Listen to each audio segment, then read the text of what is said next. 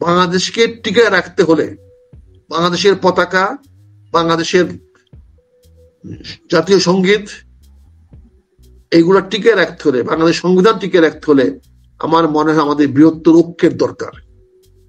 একটি পক্ষ এখান থেকে বেরিয়ে যাবেই, just matter of few months. এই যে পক্ষটা আছে, শেখ হাসিনার বিরুদ্ধে যে পক্ষটা আছে, এই পক্ষটা ঐক্যবদ্ধ থাকবে না, থাকার সুযোগ নাই। এখানে একটা বিভেদ হবেই।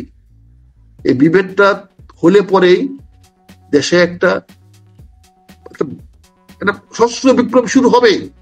কারণ সশস্ত্র বিপ্লব যদি শুরু না হবে, তাহলে তারা সেগুলো সংগ্রহ করতেছে কেন? তারা অস্ত্রপাতি গুলো সংগ্রহ করতেছে কেন?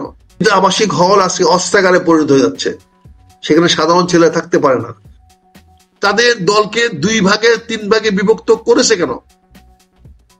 তারা তো একটা দল যাচ্ছে জনসভায়, জনজনে ঘরে ঘরে যাচ্ছে, কথা বলছে, আর একটা দল মসজিদে মসজিদে গিয়ে নামাজের নামে, নামাজের পরে বসে আলোচনা করতেছে।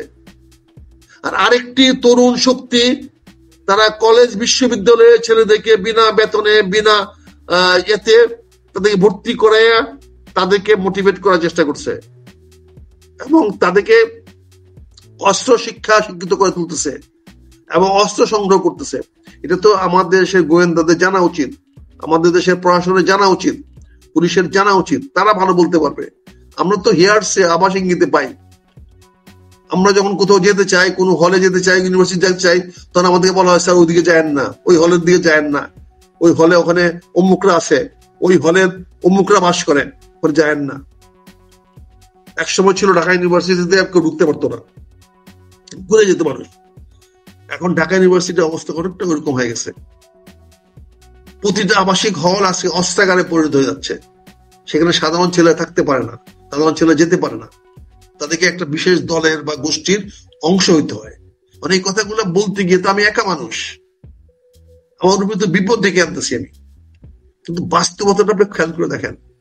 কাজে আওয়ামী লীগ যদি সত্যি চায়, আমি বলবো আপনি ইমিডিয়েটলি ক্ষমতায় আসার স্বপ্ন দেখেন না।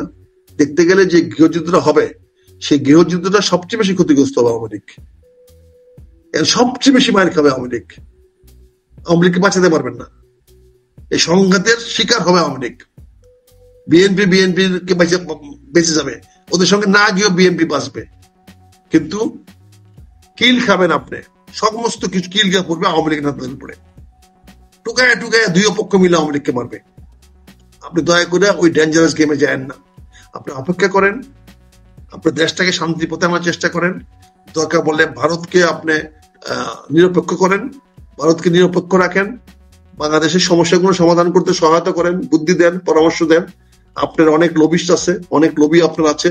প্রধানমন্ত্রী শেখ হাসিনার, সাবেক প্রধানমন্ত্রী শেখ হাসিনার অনেক লবিস্ট আছে, সেগুলো ব্যবহার করেন। আগে দেশটাকে বাঁচান, দেশের জনগণকে বাঁচান। তখন মানুষ আপনাকে ধন্যবাদ দিবে যে আপনি পরাজিত হয়ে দেশ ছেড়ে গিয়েও বাংলাদেশের জনগণের বিরুদ্ধে দাঁড়ান নাই।